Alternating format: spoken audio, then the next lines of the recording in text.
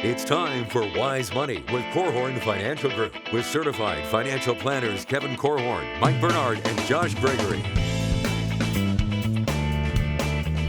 Welcome to another episode of the Wise Money Show with Korhorn Financial Group, where every week we're helping you take your next wise step in your financial life. Thanks for being here, friends. My name is Mike Bernard. I'm your host. I'm also one of the certified financial planners on the program. And with me in the KF2 studios, my business partners and fellow CFPs, Kevin Korhorn and Josh Gregory. Financial independence is a big goal for a lot of people. It's not just about retiring early. It's about gaining flexibility, options, and freedom. So what exactly is financial independence and why should it matter to you? That and more on today's episode of the Wise Money Show. I'm hearing more and more people when we talk about retirement, they sort of interrupt me and say financial independence. And it really means the same thing. We're going to talk about, well, what distinguishes one from the other, but really trying to help you take your next wise steps towards financial independence, whether that is throughout your career or in retirement. We're helping with that right now. If you have a question for the program, we'd love to hear from you. You can call or text us, 574-222-2000. That's 574-222-2000. Online, you can find us wisemoneyshow.com. Learn more about the show, connect with us that way as well. And then all of our social media, wherever you're at, we are there as well. Just search the Wise Money Show. Happy 4th, guys. Happy 4th weekend, if you will. What's your favorite way to celebrate Independence Day? We're not fireworks people in the Bernard household. You guys aren't either. I think I remember. Well, I do, growing up going to the Mecosta County Fairgrounds and watching the fireworks. They did it at the airport there. Nice. And it was really a cool thing to do. But I like to wave the flag. I like to go to a parade. Yep. I'm still not opposed to catching a little candy here and there. Doing, using a basketball move to box out the little kids as they're scrambling. And no, it's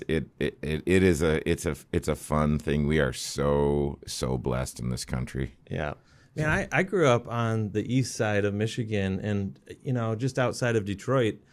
There really weren't that many fireworks growing up. Really? Like you certainly weren't allowed to shoot them off yourself. And we would end up going to Ohio a lot, and they could do fireworks down there. So it feels like a fairly recent phenomenon to me to even have fireworks. But yeah. A cookout. My brother-in-law and sister-in-law, they've started a tradition of inviting a group of people, and everyone brings some sort of smoked meat. Oh, my goodness. And Can I come? It is unbelievable. Yeah, I'll be there next year. That's right. We're sparkler and snaps kind of family, and so not big fireworks, but the kids like that, and yeah, thankfully that rule, Josh, doesn't exist today because it feels like every neighborhood and every third house is setting off their own commercial grade fireworks. Yeah. So we just sort of hang out in the front yard, play a little basketball, play some wiffle ball, and watch them. Yeah. Well, your front yard is my backyard. Yeah. And so, I look and I think as a financial guy, I can't help but think how much money has gone into this. Sure. And it's just blowing it up. But at the same time, and that's a great segue. Independence is worth celebrating. It's worth pursuing, and it's worth celebrating, certainly as a nation, but also in your financial life. It's worth pursuing that flexibility, that freedom, the choice, and yeah, it's going to take a commitment and it's going to take some planning and all of that, but it's worth pursuing, worth celebrating. So we want to help you take 5 steps wherever you are in your financial life, even if you're listening to this saying, you know what, I actually feel the opposite of choice and freedom. I feel stuck right now in my finances. We want to help you take your next wise step, and we're going to share 5 specific action items you can take to achieve financial freedom. But before we get into that, retirement and financial freedom, is that 2 sides of the same coin? How would you distinguish between the two? Man, I feel like early in my career, I don't know if it was you, Kevin, who would often say it's not about retirement necessarily. The goal is financial freedom or financial independence would be the other word, because it's that opportunity where work becomes optional, right? And retirement is affordable if you choose it. But not everybody does choose to walk away from work entirely. Maybe they choose to just change the way that they work. maybe going to part-time, or maybe even there's a lot of listeners today that are looking forward to the day that they're not working because they need the paycheck. They're working because they are donating their time even. It's just more an act of service. Like, I have something to give. I want to be able to do my work not for money anymore. Yeah. Having that kind of a freedom. Yeah, it's interesting to go to Florida and take an Uber because a lot of these guys are retired. I mean, Alabama, too. We were in Alabama a couple months ago, and same thing. Yeah. And so so here's the question. What is retirement? Because when I think of retirement, I think, well, retirement is I'm not working. But these guys are working, and they're gladly working, and they seem to enjoy it. And you don't know for sure, but when they describe their lives, most of them don't seem like they need the money. It seems like they need something to do, and they need some purpose, and driving people around is kind of a cool way to serve people. Well, it's not only a cool way to serve people, it's a cool way to connect with people too, and community. Like, we were wired that way, even as a sort of introvert. Like, we're wired. I can admit that wired to be in relationship and connection with people, and so I think you guys hit it. But the other thing with retirement is a lot of people think, I don't want my parents' retirement, where it was like that was heaven's waiting room, if you will. Like, retirement is this thing that I'm going to go to, and I'm going to be docile. I'm not going to move. I'm not going to do anything, and then I'll just be alone. And people are wanting more activity and more purpose and meaning in their life. And so it doesn't matter. It may be a little semantics. What's your vision? And what steps are you taking right now to achieve financial independence? And if retirement or financial independence, whatever is a destination that you're pursuing, are you on track? So we're going to help you take some specific steps. And there are sort of 5 areas. There's 6 areas to your financial life. And the big idea is you need to have all 6 of those areas working together. You need to bring synergy to those. Clarity, confidence, and creativity, bringing synergy to all 6 areas of your financial life. And it was sort of through that lens that we looked and said, well, what are some specific steps we can encourage you to take wherever you're at to gain more financial freedom? The first one is getting control of your cash flow and managing your cash flow. That is the first place my mind goes when I think financial freedom. The opposite, I think, financial bondage. And bondage is all of my cash flow is spoken for. I don't have any choice. That's right. And, to me, if you have control over your cash flow, then you also have control, hopefully, over your lifestyle. And that's a big part of what a lot of people are looking forward to, maybe when they reach that retirement age or that financial freedom, that financial independence stage or whatever. It's the ability to live life the way that you want to, and to have enough income that you're not working for. So passive types of income streams that allow you to live life and do what you want to do without having your time spoken for just because of a paycheck. And I would, it's interesting to kind of make the distinction between financial freedom and financial independence. So you can have financial freedom really your entire financial life without being yet financially independent. Because financial independence is I've got a point where I've accumulated assets, and those assets are working for me, generating the income that I need, and the income that I need shows up without me having to go get it. Right. So, but I have seen it and we've helped lots of folks that have financial freedom because they've been disciplined and they've been focused and they've built a great margin into their financial life. And so they really can do pretty much whatever they want to do. It gets confusing because when you think about, managing your cash flow and getting free with your cash flow, it almost feels like, well, freedom is I can spend money on whatever I want. And I would make the connection where, with your health, I want to be healthy so I can eat whatever I want. Well, if you eat whatever you want, you won't be healthy. if you spend money on things, you will end up with things and not money. That's Morgan Housel. And so there is some psychology here with this, and it does come down to discipline. I'm still reading Jocko Willink's book. I could have read it in a day. It's that good, but I'm like just taking it slow.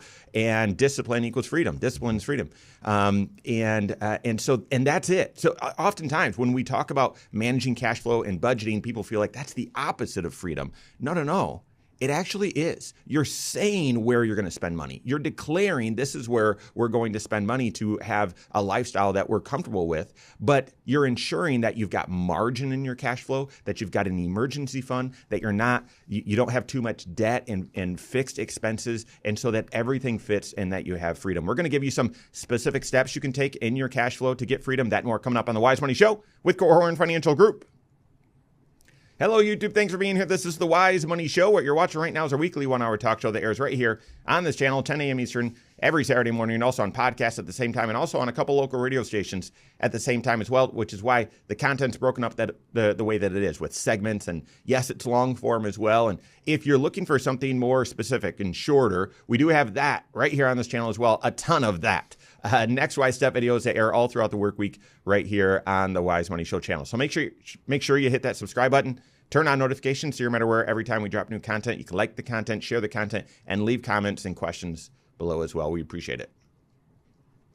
I might want you to move it closer. Yeah, it feels like it's sagged a little bit, maybe since we started. So I think that's I think it's interesting because when I think of financial freedom, I think of either being debt free or not having any nuisance debt that you shouldn't have, any high interest debt, any revolving debt, things like that. And that's good. Yeah.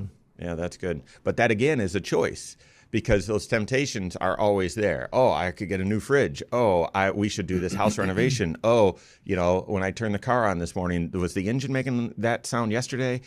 Sort of thing. And all those little things just sort of nag at you and could become nuisance drains and drags on your cash flow. Right. And well, I mean, it's not just that you're talking about the big stuff. Like I'm talking about something that you buy on Amazon for $69 and they say, do you want to make 3 payments? Yeah. For this thing. Yeah. And do you realize how much more you're paying for that thing if you make 3 payments instead of 1? Yeah. So yeah. Let's give 1 or 2 specific things in each of these categories. So it's 3 bank account system. I mean, we could camp out on this one because let's do it. So okay. So we have 3 segments left. And I wonder if we can get to all 5, but because it's good. Like this is let's drive through the first and second, or just the first. First and second. Okay. First and second steps in this segment. Yep. Let's do it. Sounds like a plan. Step 1 in pursuing or achieving financial freedom is having freedom with your cash flow. And most people think, well, that means I need infinite income, but it actually really means I've got discipline with how I spend my money. How? What steps can you take? How can you achieve financial freedom with your cash flow? We're helping with that right now.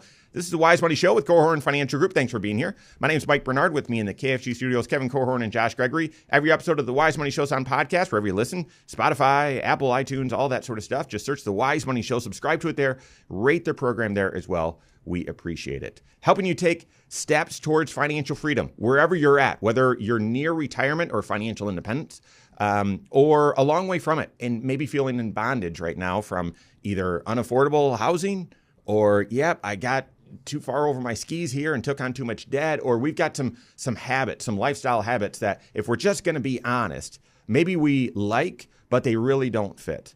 So that first step towards getting some financial freedom is managing your cash flow and getting freedom in your cash flow. Josh, what's 1 or 2 specific things people can do right now if they're feeling like they don't have freedom in their cash flow? Yeah, unfortunately, I'm going to use a word that if you don't already have control over your cash flow, you might not like this prescription. But it really does involve budgeting.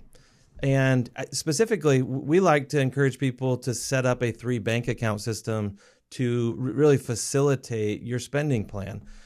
I got to tell you, the people who are most successful in retirement, they get to retirement already having this discipline in place. It is a habit. They have control over their spending. They know that they're not going to need to live off of literally every single dollar of income because that's how they've been operating, throughout their working career as well. So they have the ability, as income ebbs and flows, as it goes up and down, they adjust their lifestyle because they use a tool like a 3-bank account system or an actual budget.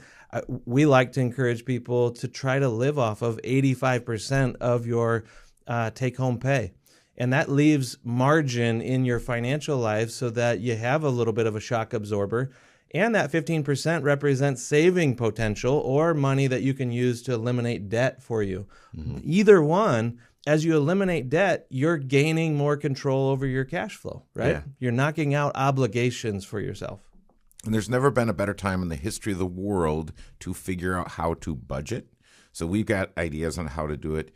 But if you say, well, my parents never budgeted, my parents, or fill in the blank. I don't understand. I'm not equipped. Go to YouTube. Yeah. And look at how to set up a budget. There are tons of financial shows that can take you step by step. Hey, this is how you do a budget.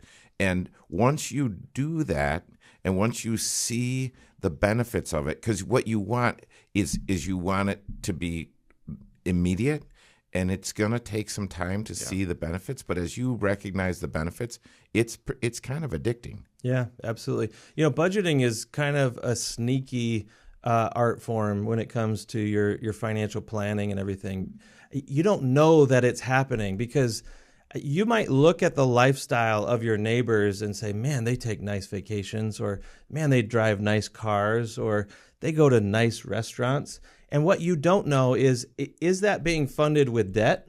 Is it being funded with real-time income and they're living right up to the edge?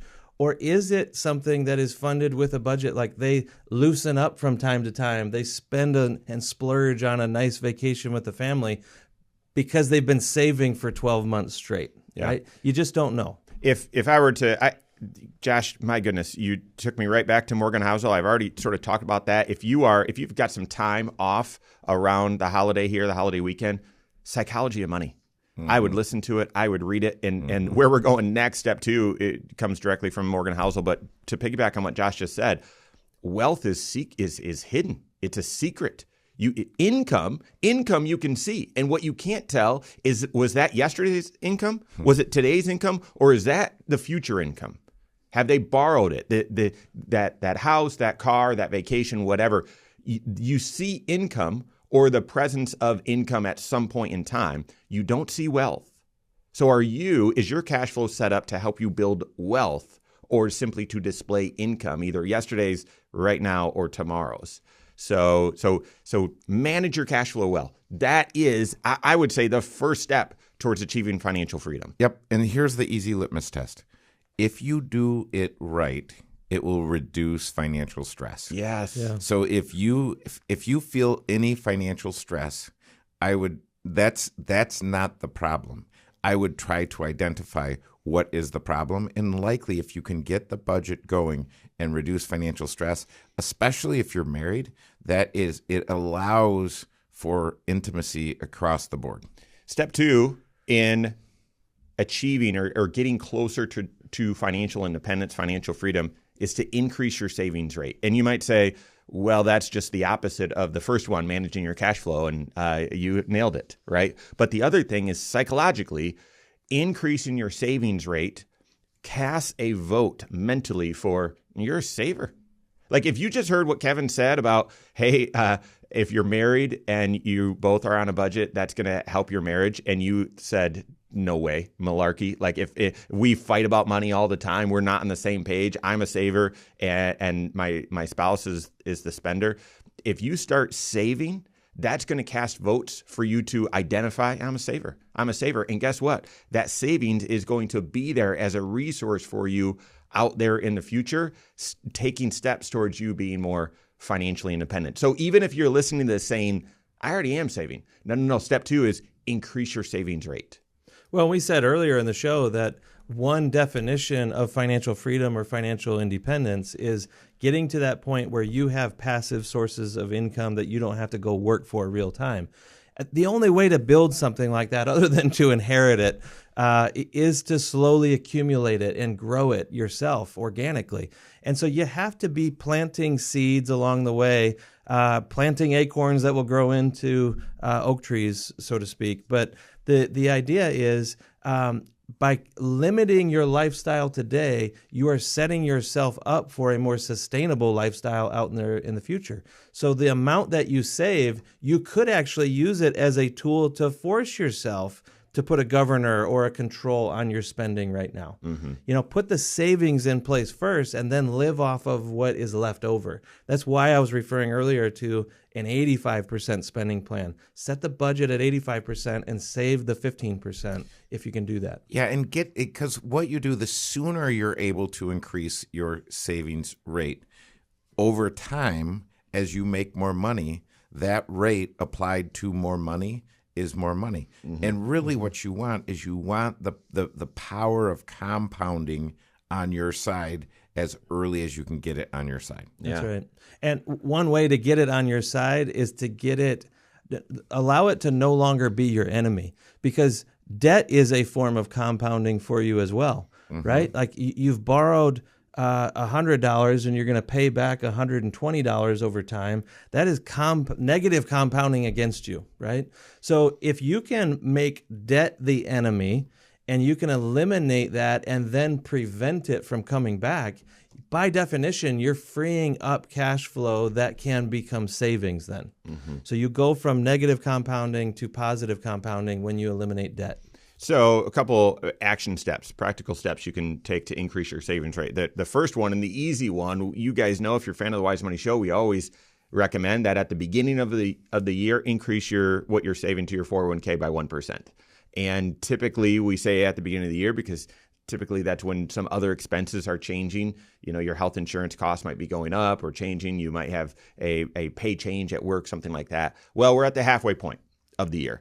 And maybe if you're thinking about it, could you squeeze out another 1% right now and increase it that way? That's one way, practical step to apply this. And the other is tax diversification. We're going to get to that, by the way, just a little teaser there. But if you're I'm funding my 401k right now. All right, start funding $100 a month into your Roth IRA, so something like that. Add in another account that you're contributing to, maybe your HSA. Maybe you're looking at your HSA and you've always treated it as, how much do we think we're going to spend in medical expenses this year? That's how much we'll put in the HSA. No, increase it a little bit more, save more to the HSA. Yeah, and you're talking about savings for your financial future, but I'm saying hey, I've been talking to these young kids around the office. You got a car, save $100 a month, because you're going to need that to fix your car, and then put another $250 a month into your next car payment fund. Yeah. And so get these savings, get these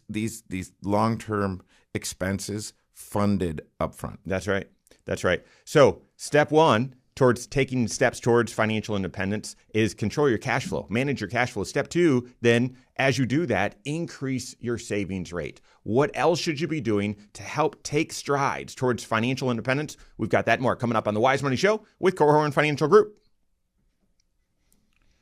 Nailed 10:15 on that one. On the dot. All right. Okay. Invest wisely.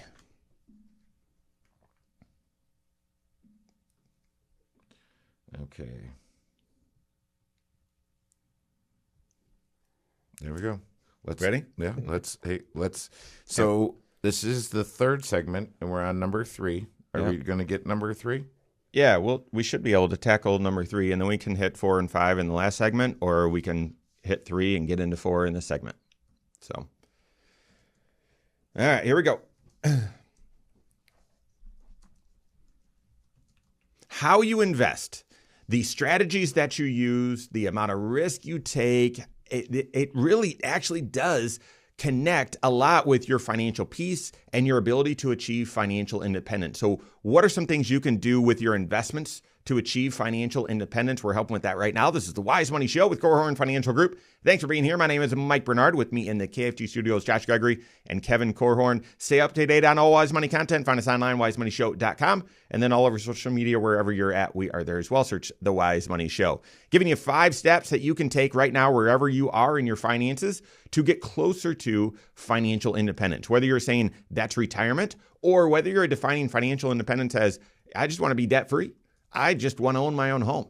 I want to be at a spot where I can volunteer my time. I want to be at a spot where I'm working because I love what I do, or I run a business and I just want to do this, but I could retire at any time. I could step away from the paycheck at any time. However you define financial independence, 5 steps to help you get there. Third one is invest wisely.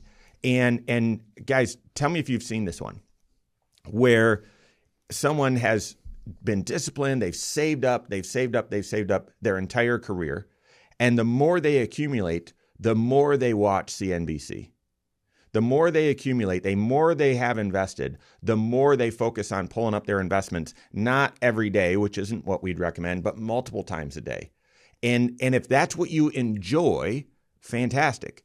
But if that is not your vision of financial freedom or independence or retirement, it's possible you don't have the right clarity and confidence with your investment. It's possible you are taking too much risk.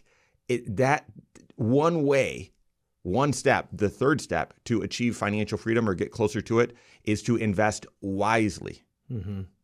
I think what you were hinting at there, though, was as you build up wealth, as you build up financial freedom, you have to make sure that it doesn't become a trap for you where you are kind of sucked in. It's all you're thinking about. You feel like you worry about it more. That's a risk for real for a lot of people, that as you accumulate more, it becomes a stressor for you if you're not careful. I think you remember in the parable that Jesus was talking about the deceitfulness of wealth? Absolutely. Mm-hmm. It's the trickiness, it's the lie of wealth, that kind of thing. One of the ways that you protect yourself from that is by structuring your investments in a way that you can handle emotionally the roller coaster ride that you're going to be on. You have to be exposed to some of the roller coaster ride, the choppiness of the stock market, for example. Whether that's buying individual stocks or investing in mutual funds, you need to be exposed to that compounding effect that can come from owning world-class businesses. I want to make sure, I don't want to cut you off, but I want to make sure before you go too far that you don't mishear Josh. What he's saying isn't that, well, no matter your risk tolerance, listen, you just have to be comfortable with stocks. Even if you're a saver, you need to just plug your nose and you have to be okay with the ride. No. What he's saying is your investment strategies need to be consistent with the goals that you're pursuing, but they also need to be consistent with the risk level that you're comfortable with. That's right. So because on one end, saving for retirement and achieving financial independence is not swinging for the fences or striking out. Yep. That's not what it takes. It takes just hitting consistent singles and maybe a double or a triple here and there. I mean, that's what it takes. So don't take on too much risk to where you can't sleep at night, but don't take on so little risk that you can't sleep at night either. That's right. And so that's exactly where I was going, that the volatility or the growth potential that you allow yourself to be exposed to should be very specific to your game plan, to your retirement plan. And you don't want to take more risk than is necessary to achieve your goals and more risk than you can sleep with, as you said.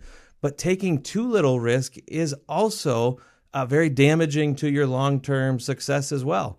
You might not have enough compounding and growth over time because maybe just naturally what you understand best about the investment world are CDs at the bank. Mm-hmm. Or just a savings account that can earn a little bit of interest. Like that's the most comfortable thing for you. But unfortunately, most goals that are long-term goals, like a retirement goal or saving up for a house or whatever, you have to have enough growth. Like you're not going to save your way to those goals. You have to grow your way to them. Mm-hmm. So to me, this is where your partnership with your certified financial planner is partially to help you quantify the amount of growth that you need to be able to get so that financial freedom is affordable for you someday. But that's in connection with you and your understanding of investments and your comfort level as well. Yeah. So a couple action items with investing wisely. And I first want to go to that, you're closer to stepping away from that paycheck, or maybe you're already retired or have achieved financial independence. One of the ways that you can neutralize the emotions with investing at that stage, when you've never had this much saved up and it's never been more important to you because you're about to step away from that paycheck. We call it the personal pension plan, and it's aligning your investment strategies and the risk with those dollars with when you're going to need them. The dollars that you will be using and spending in the next 3 years, or in the 2 to 3 year range, should be very little risk. Should be more for capital preservation or just receiving a little bit of income, but very, very stable.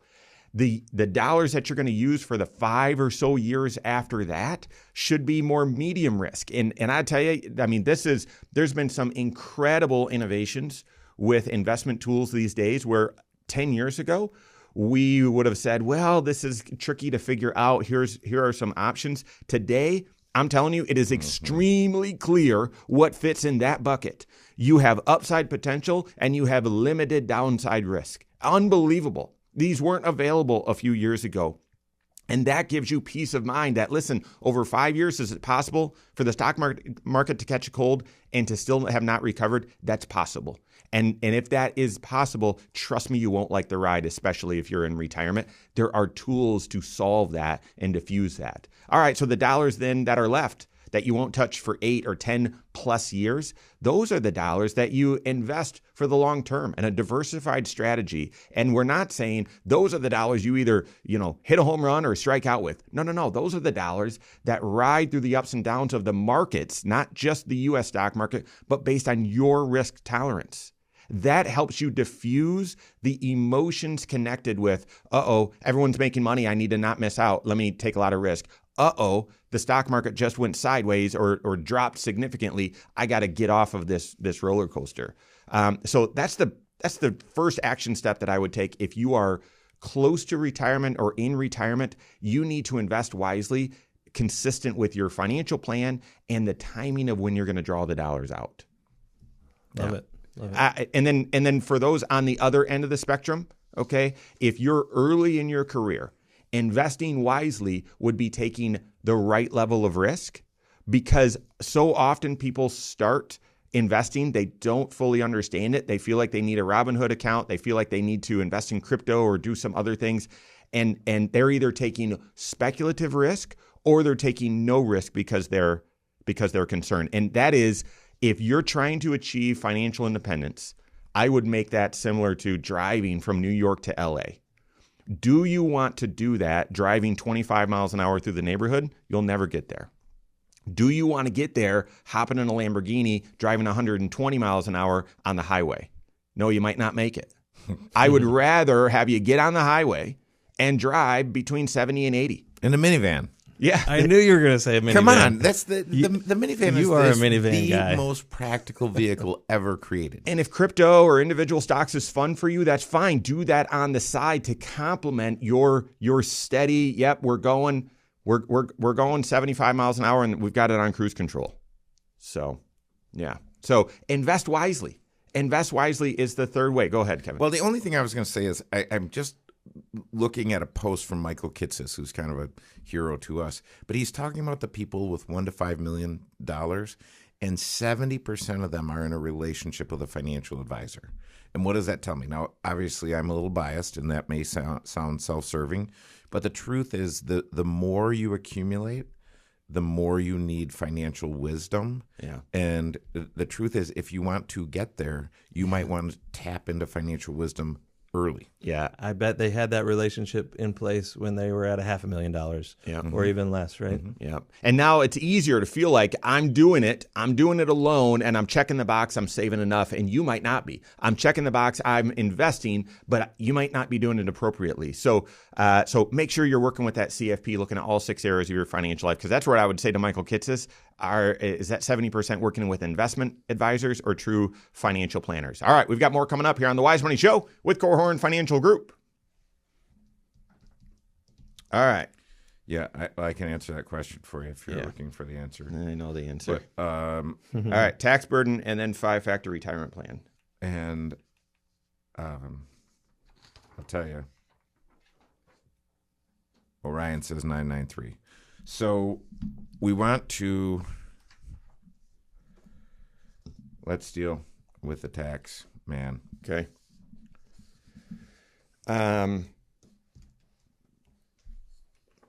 All right, here we go.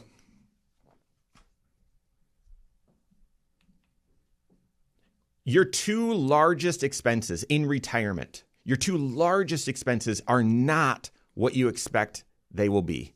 How do you achieve financial freedom? Part of this, guys, is overcoming and managing those two biggest expenses. We've got that right now. This is the Wise Money Show with Korhorn Financial Group. Thanks for being here. My name is Mike Bernard. With me in the KFG studios, Kevin Korhorn and Josh Gregory. Check out the Wise Money Show on YouTube. Go to YouTube, search the Wise Money Show. Every episode of the Wise Money Talk Show is there, as well as a lot of other content, Next Wise Step videos, Wise Money Spotlight, Wise Money Stories, lots of videos, lots of content, well over 1,500 videos right there. Go to YouTube, search the Wise Money Show, subscribe to it there, and comment, leave questions, share. We appreciate it. All right, we're talking about 5 steps that you can take right now to get closer to financial freedom. First is manage your cash flow, have control of your cash flow. Second is increase your savings rate. Third, invest wisely. The fourth one is reduce your tax burden. What are the biggest expenses you're going to have in retirement? And again, we already talked about, is retirement and financial independence the same thing, two sides of the same coin? Your biggest expense in retirement is going to be taxes for most of us. And outside of taxes, your biggest expense actually goes back to the first one, and that's your house. Mm-hmm. That's surprising to a lot of people because you're hoping to have your mortgage paid off, right? But what's the mortgage payment that never goes away? Your taxes.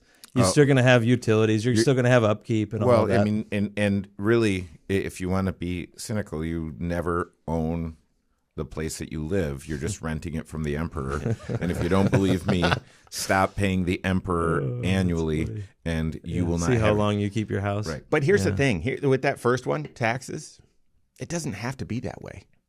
It doesn't have to be that way. We're talking about income taxes. Income taxes, where it doesn't necessarily need to be your largest expense in retirement if you have tax diversification and if you've been wise about managing your tax burden all along during your career and been proactively thinking about, well, what's my tax picture going to be in retirement, and therefore, what seeds do I use, right? Am I using the pre-tax seed, the Roth seed, the after-tax seed, the HSA? What am I doing?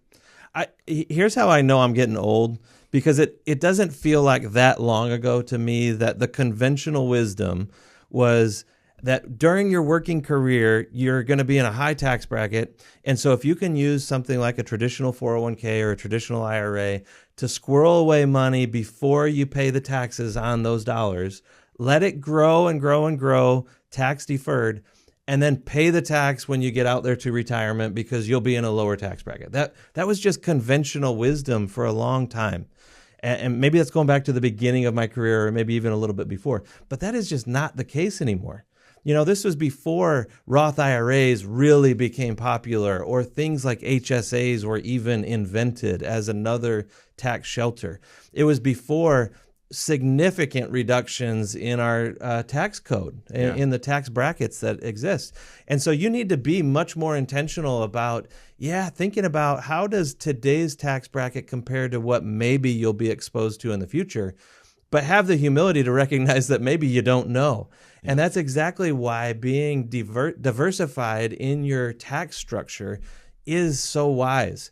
And the clients, again, that we see who are so successful, they're people who, they show up to retirement with a 401k or a traditional IRA. They also have Roth dollars as well. They even have some taxable accounts that, they'll pay some capital gains taxes or maybe pay on some interest along the way. But it's more liquid and they can access these dollars through some tax harvesting and so on. And even the HSA, the triple tax-free option that exists out there, it's a fairly recent phenomenon. And my question is, do you have a game plan for how you're going to use all of those different buckets that you could accumulate wealth in. And this is where, and we haven't really said a lot about this, but this is where you want to work with a financial planner and make sure that financial planner is certified. Make sure they have the ability to work with your tax advisor. Make sure your tax advisor is giving you tax advice. Some people say, well, I have a tax preparer. That's good. For compliance purposes, you need those taxes prepared. Again, we talk about the emperor and what kind of force. Anyways, so make sure you're working with someone who can look at your financial life and help you make the decisions. Because I can't tell you how many times we've started working with someone and said, oh, well, here's an opportunity for you. Do you realize if you choose to, instead of making this pre-tax in your 401k, to make it Roth in your 401k? Or even the inverse of that, hey, you're currently doing Roth. Do you know, for your particular situation, the benefit to making either a portion of this or all of it pre-tax? Yeah. So this is where, because it's about optimizing. Yes. And how do I optimize to make sure that over the long term, I'm going to wake up someday and have what I need, where I need it, how I need it? Yeah, I mean, picture life out there in retirement. The way that you control what your taxable income is going to be in retirement is choosing what form of income you're going to receive. Are you going to receive income that is taxable to you at normal rates? Or are you going to receive income to you that is partially taxable, tax-free? The only way to even give yourself that type of flexibility or option is to have dollars that can come to you from all these different angles and not paint yourself into a corner only using one. It's pretty incredible that we have this many investing options or account options that you are free from taxes. Yeah. The Roth IRA, the Roth 401k, the HSA, the 529 plan. And then if you say, well, okay, those are all the after tax, okay, pre-tax, but a donor advised fund, pre-tax with a qualified charitable distribution. It's unbelievable how many options you have to be free from the tax burden out there in the future. The question is, which ones are right for you? How do you optimize? Just like Kevin said, your CFP is the one that helps you with that. Last one, and really should have been the first one. We're talking about financial independence. The fifth step that you can take towards financial independence is know where you stand. Build out that 5-factor retirement plan. Even if you say, I never want to retire. Even if you say, I just want to volunteer. Even if you, whatever it is, where do you stand today? And are you on track to achieve that goal? What adjustment, what levers can you move to either get ahead or get on track? Yep, I love it. We often refer to a 5-factor retirement plan as an opportunity to stress test your vision for retirement. It's checking to see, are you on pace to be able to have the lifestyle and enjoy your picture of what those later years are going to look like as you've envisioned them. And part of that does go back to what we were just talking about. I love it when our certified financial planners are helping people evaluate, hey, out there in the future, here's a picture of what your tax picture might be exposed to, what it might look like. Yep. And are there some things that you could do now? I'm picturing, you remember the movie Back to the Future? Was it part 2 where like Biff goes into the future and gets the box scores and then comes back and becomes a gazillionaire? I kind of wanted to do that. Yeah. Who wasn't jealous of Biff doing that? That's I'd right. get the sports almanac. Come on. But that's exactly what you're doing with your certified financial planner. You're getting a glimpse of the future, and now you're coming back and doing something smart today. Mm-hmm. And that could involve shifting some things around from a traditional IRA to a Roth IRA, as Kevin was describing earlier. You had me at Back to the Future. Prove me wrong. Classic, isn't The movies aren't made that way anymore. That's classic. No. That's fantastic. Well, So- the problem was after the first one, they kept going and made right. it. Yeah. You need to build out that 5-factor retirement plan. So maybe your first step with this is you need to reach out to your CFP or reach out to a CFP and get a meeting scheduled and start the planning process. If you say, I don't know if I'm quite ready for that, then your first step is going to wisemoneyguides.com and downloading our 5-factor retirement guide. It is not financial planning, guys. But it does walk you through those 5 interrelated factors and some questions to help prompt you with, all right, well, how are you feeling? What are you thinking about this factor or this factor? Here are the considerations. And that's basically pre-work and prep work for doing that comprehensive financial planning, that 5-factor retirement plan, stress testing it out, like Josh said, with your certified financial planner. Those are the 5 steps, guys, to help you wherever you're at, get closer to financial freedom. Managing your cash flow, increasing your savings rate, investing wisely, reducing your tax burden, and getting on track with a 5-factor retirement plan. Those things, with collectively nearly 100 years of financial planning experience on the radio waves with you right now, that will help you wherever you're at get closer to financial independence. So work with your certified financial planner, build out a plan looking at all 6 areas of your financial life, and achieve financial independence, achieve your goals. All right, that's all the time we have for today. On behalf of Josh Gregory, Kevin Korhorn, all of us at Korhorn Financial Group, have a great weekend. We'll see you next Saturday for the Wise Money Show with Korhorn Financial Group. Securities offered through Silver Oak Securities, member FINRA/SIPC. Advisory services offered through KFG Wealth Management, LLC. Doing business as Korhorn Financial Group. KFG Wealth Management, LLC and Silver Oak Securities Incorporated companies are unaffiliated.